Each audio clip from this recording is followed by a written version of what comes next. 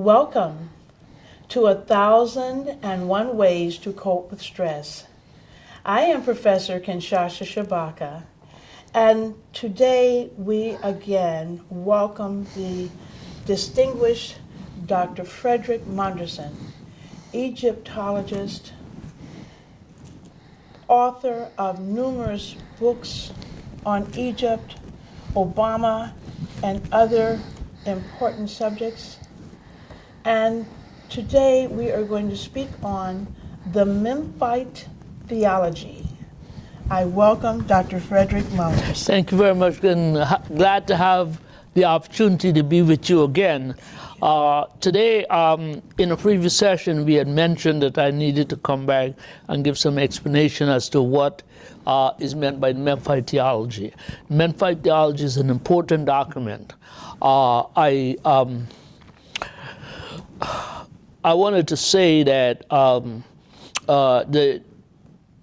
the Memphite Theology is inscribed on what is called the Shabaka stone. Shabaka, same name as you. It's the most significant document recovered from ancient Egypt. It deals with Egyptian cosmogony with Ptah, the god Ptah, as the principal actor. In his book on In Pursuit of George G.M. James' study of ancient African origins of Western civilization, Dr. Yosef Ben Johanan writes about the curriculum of the Egyptian mysteries. Of course, it was a mystery to foreigners, but not to the Egyptians. He said, through the curriculum of the Egyptian mysteries, it is not known that the African continent has given the world the legacy of civilization. It consists of the following cultural patterns. 1, Holy Catholic orders. This is George G.M. James speaking in his book Stone Legacy that was published in 1954 by the New York Philosophical Society. 1, Holy Catholic orders, together with a priesthood divided into ranks according to training. The Holy Catholic worship consisted of rituals, ceremonies, including processions and appropriate vestments of priests. Greek philosophy and arts and sciences, including the several liberal arts, that is, the quadrivium and the trivium, which were the foundation training of neophytes, those now entering into study of the discipline. These were included in the 42 books of Thought. Thought was a god of wisdom and writing and knowledge. He was an associate, actually a creation of the son of Ptah. And he acted as Ptah in several areas, and he acted on the instructions from Ptah. The applied sciences, which produced the pyramids, tombs, libraries, obelisks, and sphinxes, war chariots, ships, and so forth. The social sciences appropriate for the highest civilization in ancient times. And he gives a list of texts that you would read to get further information. The definition that he supplies of the Memphite theology is that it is an inscription on a stone containing the cosmology, theology, and philosophy of the Egyptians. And he references ancient Egyptian religion by Frankfurt. Frankfurt was a very prolific writer in the mid-20th century. Ancient Egyptian religion. He wrote Intellectual Adventure of Ancient Man, and he also wrote Kingship and the Gods. The importance of the Memphite theology is the fact that it is, one, an authoritative source of Egyptian philosophy. It is the cosmology and the religion. It is proof that of the Egyptian origins of Greek philosophy. It is a source of scientific knowledge. Atum, the Egyptian sun god, is the logos of Heraclitus, he was a Greek philosopher, and the demiurge of Plato, another, and the unmoved mover of Aristotle. So Heraclitus, Plato, and Aristotle, even Socrates, these are significant thinkers in the Greek experience. This unmoved mover creates 8 gods by projecting them from his own body, and thus producing 9 gods, including himself, which was called the Aeneid. This is identical with the nebular hypothesis of Laplace, he's a Western philosopher, in which the original sun, our sun, creates 8 other planets by throwing off rings from itself, thus producing the 9 major planets of modern scientific belief. It has been shown on pages 146 and 147 of his book called Stolen Legacy that the name of Atum, the Egyptian sun god, is the same name used for the atom of science, and also that attributes of both are the same. And it gives again references. It offers great possibilities for modern scientific research. What science knows, and this is key, what science knows about A, the number of major planets, B, how these major planets were created by the sun, and C, the attributes of the atom has been traced to the cosmology of the Memphite theology. The Shabaka stone represents the inscription that has been handed down, which suggests that A, science knows only 1/5 of the secrets of creation, and therefore 4/5 of such secrets remain to be discovered. Consequently, the Memphite theology offers great possibilities for the modern scientific research. Now, I'm just trying to add a new twist to our discussions, because I would assume that I've gotten a readership, a listenership, a following from the work that we have done. And I decided to provide a bibliography so that those people can do further research beyond what we discuss. Okay? So I want to give you these names, such as 1, James Henry Breasted. He was significant as an American Egyptologist. He did a tremendous amount of work, but more important, relative to our topic, he was the one who transliterated and translated the Shabaka stone that's now in the British Museum. And he labeled, or he named his source the philosophy of a Memphite priest. And then it is also included in his book called Dawn of Conscience. Of course, he did a lot of other work: history of Egypt, ancient records of Egypt, the conquest of civilization, ancient times, and so forth, and the development of religion and thought in ancient Egypt. Wilson, John A. Wilson, in a chapter entitled The Nature of the Universe in Henry Frankfurt's Intellectual Adventure of Ancient Man, which is reprinted by Penguin Books as Before Philosophy.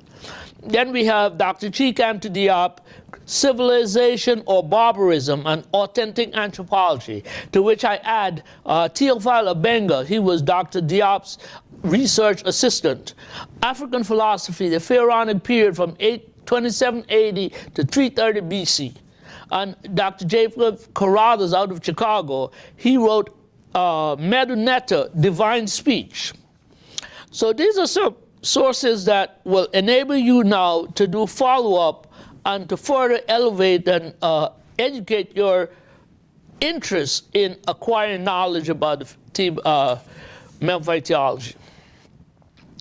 Theophile Obenga, as part of the perennial effort, of his perennial efforts, I must say, pointing out Egyptian religious and philosophical ideas and practices linking other areas in Africa, summarized the action of Ptah. Ptah was the principal creator god, and how this is equated with other African peoples' religious practices. He says, thus were created all the gods, Atum and his Ennead. Remember Atum, and his Ennead, and we'll talk about his Ennead. The car spirits. Ptah created all the gods, all humans, all crawling creatures, everything that lives, and all creation shares the essence of Ptah. Thus Ptah was pleased. In Judeo-Christian religious belief, God rested on the 7th day. Ptah was pleased is equated with God resting, because the interpretation is that there was a conflict. But please and rest is the same thing. That is why today, Sunday, is a day of worship on a down day. You know, Take it easy, relax, even watch the game if you wish. Significantly even further, the fact is, where the issue of Genesis is concerned, the speculative philosophy of Pharaonic Egypt is identical in context to black African traditional conceptions. Further, Pharaonic and African conceptions present a remarkable contrast to the reflections of pre-Socratic philosophy, pre-Socratic Greek philosophy. Again, we mentioned Socrates, Plato, Aristotle, Heraclitus, but there were a number of others who predated Aristotle, predated Socrates. The pre-Socratic Greek thinkers who also undertook to seek and to discover the original element or cluster of elements out of which the universe emerged. But what specifically is the Memphite theology and its place in Egyptian religious and philosophic ideas and practices with other areas in Africa as summarized above by Theophile Benga? Essentially, the Memphite theology is an inscription on a black basalt stone down in the British Museum. I like to call such things the culture in captivity, because you got to understand that when the archaeologists went to Egypt and they had what was called the pick of the crop. And they took the best pieces, and not just the recognized archaeologists, but the looters. They took the best piece and took it abroad. So this is one of those rare pieces that that is, as I call it, culture in captivity. It was transliterated and then translated by Henry, the American Egyptologist, James Henry Breasted of the University of Chicago. It was, he pointed out this was a remarkable document, the oldest known formulation of a philosophical religious system. Yet, and strange, even though he describes the scribe whose work we are studying as a thinker, he does not think he knew the significance of the document he was transcribing. And further, neither he nor the document can be considered philosopher or philosophy. This is arrogance. I'm reminded of Gaston Maspero, the great French scholar. He wrote, and I quote, Taharqa, we're familiar with Taharqa, we've done an episode on it. Taharqa was stupid because he wanted to put a roof over his kiosk in the great court at Karnak Temple. Well, the length of an obelisk could certainly serve as an architrave to bridge the gap across the kiosk. When his fellow French archaeologist, Emile Amelino made important discoveries regarding the indigenous nature of Egyptian origination. According to Diop, Chikante Diop, our hero, Maspero tried to ascribe this to this or that Eastern people. After trying everything that he could, he, as I said, he tried to cut the Egyptian foot to fit the slipper, but he couldn't in any way be convincing. This is the encountered arrogance when dealing with African intellectual capabilities. Two things we must remember. And of course, we've had great thinkers, whether it's W.B. Du Bois, Chikante Diop, Theophile Benga, Dr. John Clark, and we can go on and on and on and on. FREDERICK, MONDERSON. Ivan Van Sertima, George G.M. James, Jacob Carruthers, and so forth. First, in regarding Breasted, Goethe, the German philosopher, argued wherever Germans go, they corrupt or destroy indigenous culture. Let history not forget the case of the Hereros of Southwest Africa, that is today Namibia, who were decimated before World War II, World War I occurred at the start of the 20th century. Second, these ideas formulated by black men on the Nile River was done thousands of years before Greece and Rome materialized as foundations of Western civilization and thought. So these guys don't want to give us credit for what we do. However, in order to have a better idea of the significance of this important philosophical inscription, the Memphite Theology, one must first investigate the religious climate in which Ptah was the first principal who emerged. First of all, any discussion of ancient Egypt must involve pre-dynastic developments and how the unification under Narmer became a dividing line between pre-dynastic and dynastic Egyptian history and religious belief and practice. Prior to unification, the nation was essentially divided geographically into small regions later formulated as nomes. Baines in Silverman and O'Connor, and they discuss the origins of Egyptian kingship. They point to charisma as a principal leadership trait in establishing order in society. Charisma, and then conquest and incorporation. That is to say, you needed a big man with big ideas, and he had to go out there and conquer whomever, and then begin to formulate a strategy that would unify the political area that he had now become ruler of.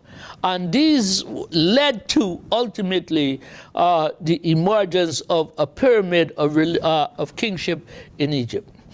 Within these smaller divisions, each evolved its own deity, and the leader of that mini-state essentially became its king and high priest. Pontifex Maximus, the Romans are the ones who tried to instill this upon the Egyptians.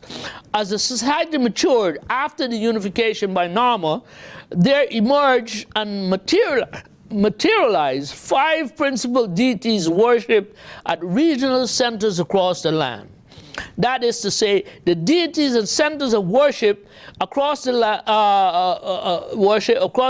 and the significant role such came to play in the coronation process and all the developments were first outlined in the pyramid text, lasted for much of the dynastic period. Naturally, this evolved into the coffin text and then the Book of the Dead. So we have again, Ra worship at Heliopolis. Actually, the name of the city was called An, and it was founded by a black race of people emerging from the south who sailed down the river, and they were called Anu. And the Greeks later changed the name of An. It's also in the Bible, to Heliopolis. So you had Ra at Heliopolis, you had Ptah at Memphis, you had Thoth at Hermopolis, you have Khnum at Elephantine, and you have Amun at Karnak. Osiris worship was centered at Abydos, but he was not a creation god. These 5 are creation gods. He was worshipped as the god of the dead. He was of Ra's lineage, and his son Horus was a successor to Osiris, as Osiris was a successor to his father, Ra's son Geb. So we have Ra, Geb, Osiris, and Horus. And the whole idea is that kingship, which we'll try to get to today, evolved as a result of one king succeeding another. Dr. Jacob Carruthers, interestingly enough, reminded us that these 5 creative principles were not competitive entities, but their worship was the same, though viewed from different perspectives, nevertheless from different regions of the land. So you have Heliopolis in the north, you have Memphis a little further south of north, and then you have Hermopolis, again ascending the river, then you have Amun at Luxor, then you have Khnum at Elephantine Island at Aswan. So some people have argued that Khnum was one of the older deities, and even though it seems as if the religious arrangement goes from north to south, it was the people who went from south to north that established the different areas. of worship. Cheek Antidiop, nevertheless, let me just say this here. Nevertheless, Ptah worship established in Memphis by Nama did not come to destroy Ra worship, but to incorporate Ra and other deities in its practice. There are two examples of religious movement challenge and resulting success and failure. One, Akhenaten and the Modern Revolution, and two, Jesus and the Christian faith. Akhenaten or Ignaten Amenhotep IV, son of